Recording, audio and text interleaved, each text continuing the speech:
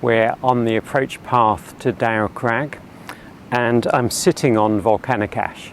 So this was erupted by a volcano, ash, fine particles went into the sky, and they settled into probably a lake environment. So within the caldera was full of water.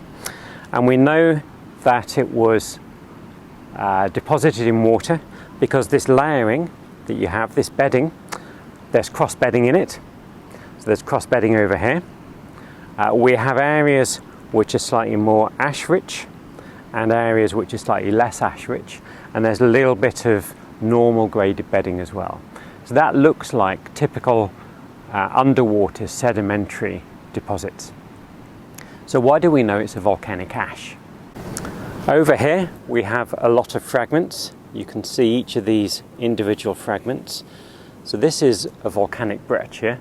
And these were bits of previous eruptions which had solidified into rock, got ripped up during the eruption, got deposited with all the other ash. Okay, so this is typical of volcanic eruptions. This is volcanic breccia.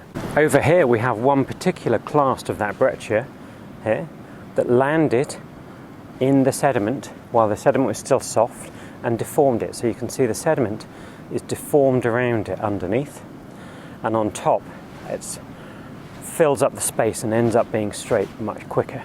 So this is a little volcanic bomb that landed in soft sediment. So there's two bits of evidence that this is the source of the material that produced this sedimentary deposit was volcanic. It was volcanic ash because it's got volcanic bombs and volcanic breccia in it. And the other thing that really clinches it as a volcanic deposit rather than just a basic sedimentary deposit is that these bands, which have good cleavage developed in them, so they're very clay rich.